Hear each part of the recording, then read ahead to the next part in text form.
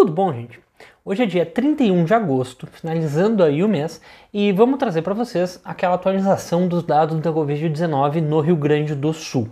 Então, para começar, aqui a gente tem a curva da semana passada, só para a gente ver como é que está o represamento, a represagem aqui no estado.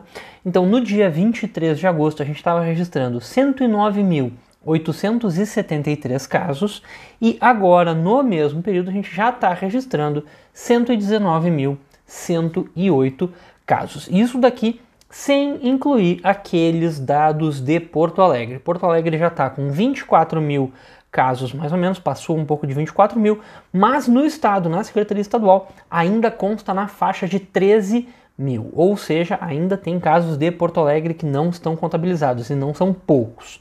Mas enfim, só esse ajuste, que não conta essa represagem de Porto Alegre, ficou aqui em 9.235 casos em uma semana, ou seja, 8% de diferença de casos que demoraram até uma semana para entrar no sistema. E, de novo, batendo bem nessa tecla, sem os dados de Porto Alegre. Agora, a gente está aqui com essa curva do dia 30 de agosto, aqui com 124.482 casos, e eu quero chamar a atenção para o formato dessa curva. Assim, eu vou ser sincero agora, se eu confiasse nessa curva, eu ia estar dizendo para vocês: olha que maravilha, olha que curva que está decrescendo.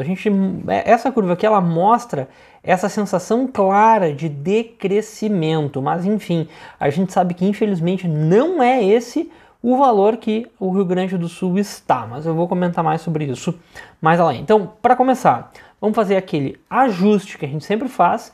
Qual que é esse ajuste? Eu estou considerando aqui 8% de represagem, esses 8% que a gente sempre vê, em geral a gente vê até mais do que 8%, então hoje eu estou sendo bonzinho, vamos colocar 8% de represagem, e aqueles 11 mil casos, basicamente é um pouco menos que 11 mil, mas aqueles casos que estão em Porto Alegre e que a Secretaria da Saúde não está considerando. Então a gente chega aqui para hoje uma estimativa que já esteja na faixa não de 120 mil, mas de 145 mil casos. Então a gente já está com uma curva que ela já tem outra cara, ela não tem mais aquela cara de desaceleração, ao contrário, ela está com uma cara aqui de quase uma aceleração.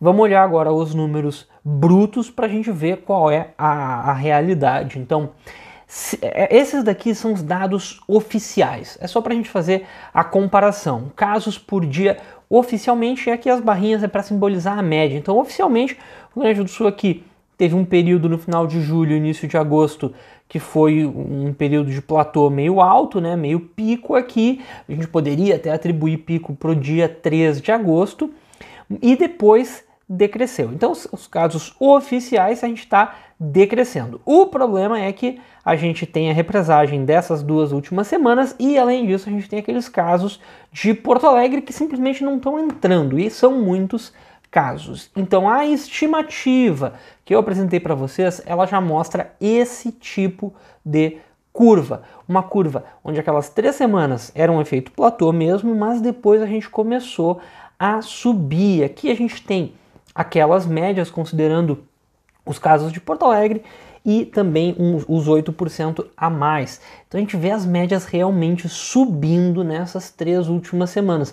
Eu até tenho a impressão que não é 2.070 e 2.663, eu acho que vai ter um ajuste um pouco mais fino e talvez fique um pouco mais escadinho. Então eu vou fazer um ajuste aqui na mão que talvez seja 2.250 para a semana passada, 2.500 para essa semana, casos por dia de média. O que dá uma aceleração leve, mas é uma aceleração. Isso daqui, gente, é importante a gente ter em mente que uma análise simples já muda o fator, já muda de um decrescimento para um crescimento. E essa análise simples está levando em conta dados que a gente tem. Então, não dá para dizer que o pior já passou aqui no estado. Eu estou achando que não passou. A gente está aqui, mesmo com o estudo da UFPEL, da prevalência no estado, a gente está no máximo dos máximos com 400 mil infectados, então isso daí não dá nem 3% da população gaúcha. Ainda não atingimos nenhuma imunidade de rebanho, ainda não tem nenhuma razão para a epidemia estar dando uma desacelerada. E por isso eu estou acreditando mais ou menos nesses dados aqui, que ao longo do tempo eu acho que é por aqui que vai se consolidar. A gente sabe que os dados vão sendo alterados retroativamente, mas eu acho que eles vão dar uma acelerada. Infelizmente hoje eu estou um pouco mais pessimista aqui para o Rio Grande do Sul. Mas vamos lá, vamos falar um pouquinho de alguma coisa otimista, né? Recuperados, a gente já está com 113 mil pacientes recuperados. Casos ativos deu uma subida nessa última semana, porque a gente está supondo essa diferença grande nessa última semana. Se for aquela diferença um pouco mais suave entre essas duas últimas semanas, a gente vai ver um crescimento mais suave também, mas 29 mil casos ativos é uma boa estimativa para o que a gente tenha hoje. E os óbitos é uma notícia razoável, uma notícia mais ou menos boa, que eles não estão acelerando. A gente pode ver aqui a taxa de letalidade do dia 23, que é uma taxa de letalidade que eu acredito. Eu não acho que a represagem dos óbitos seja muito maior do que uma semana. Ou seja, essa semana aqui, do dia 23 ao dia 30, a gente sabe que tem mais óbitos que não entraram no sistema ainda. Mas provavelmente a semana do dia 16 ao dia 23 não vão entrar muitos óbitos a mais. Provavelmente fique na faixa de no máximo aqui 350 óbitos nessa semana. Ou seja, já fazem muitas semanas que os óbitos não estão acelerando, estão num patamar. Então isso é uma notícia boa também aqui. Agora, números da testagem do estado. A gente está vendo essa semana que foi uma testagem mais razoável. Eu gostei da testagem essa semana, são dados muito bons, porque o número de testes via PCR está mais alto do que a média. Em geral a gente fica aqui 28%, 29%, ou no máximo 30% de PCR e 70% de teste rápido. Essa semana começamos a chegar um pouco mais de PCR em relação a teste rápido. Então foi 37% dos testes via PCR contra 63% via teste rápido. Uma boa coisa que deu uma diminuída. Eu ainda acho que tinha que ser no mínimo 50-50 e idealmente 60% PCR, 40% teste rápido. Mas a gente sabe que na rede privada o teste rápido domina, até porque ele é mais barato. Então realmente vai ser difícil inverter essa testagem.